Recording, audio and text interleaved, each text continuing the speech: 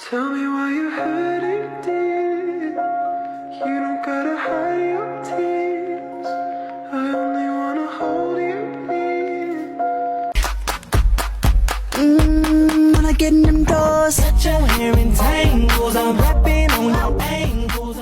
So, ayun, for today's video, tuturuan ko kayo kung paano ikabit ang aking false eyelashes. Napakadali. So, anyways, ang aking ginagamit nga pala ay ang Eliza. Ito siya. Nakita ko naman sa inyo. Meron siyang 3 parts, inner, middle, and outer. Meron siyang sizes na 10 to 11 millimeters, 11 to 12 millimeters, and 10 to 11 millimeters. Which is yung size ng 11 to 12, yun yung nasa gitna. And then yung 10 to 11 is yun nandun sa outer. So, for today's video, tuturo ko sa inyo kung paano magkabit ng napakadaling eyelashes. So, ganito lang yan. First, syempre, kumuha kayo ng curler. Eyelash curler. Tapos, i-curl nyo ang inyong mga pilik mata, of course. So, ganyan.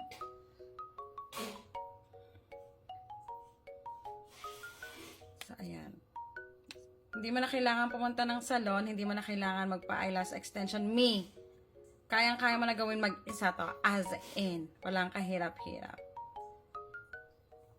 So, ayan, pag na-curl nyo na yung eyelash nyo, pwede na yan. Actually, yung set na binili ko is meron na siyang, yun nga, yung etong eyelash extension, meron na siyang tweezer ba to? Tweezer and then a glue.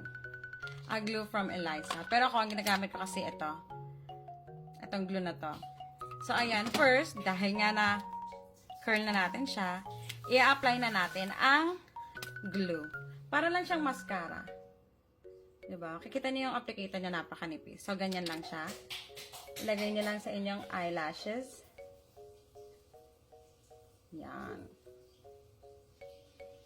Kasi nilalagay ko na ng buo para hindi na ako hirapan maglagay ng maglagay.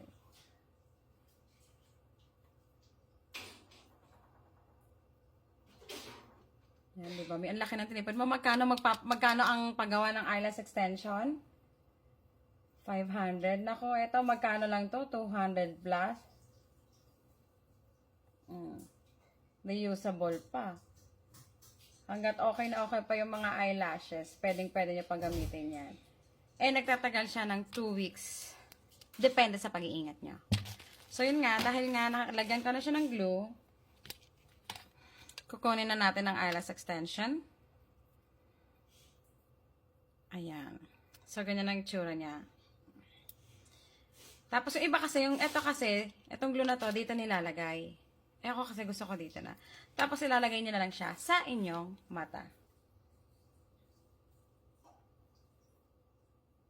Yan, ididikit nyo siya sa pinakadulong part. Hindi dun sa pinakabalata. Dun lang sa pinakadulo ng inyong eyelashes. Oh.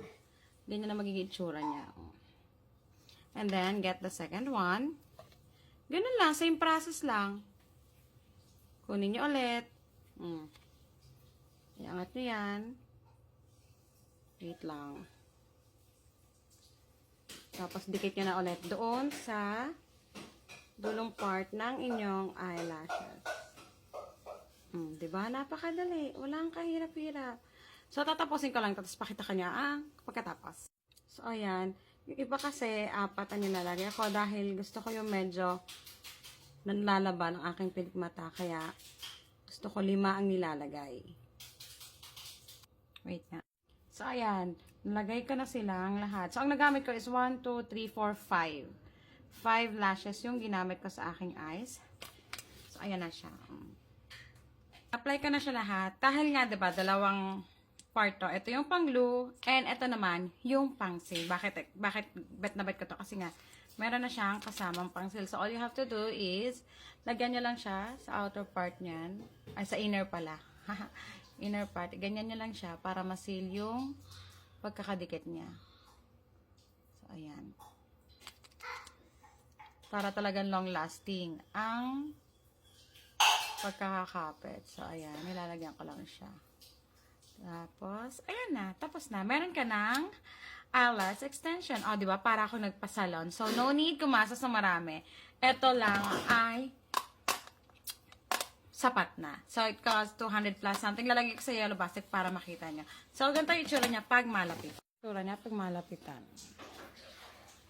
Ah, di ba? Bongga! So, ganun lang kadali ang pagkakabit ng eyelash extension. So, ang kasama niya is itong eyelash extension, the tweezer, and the glue.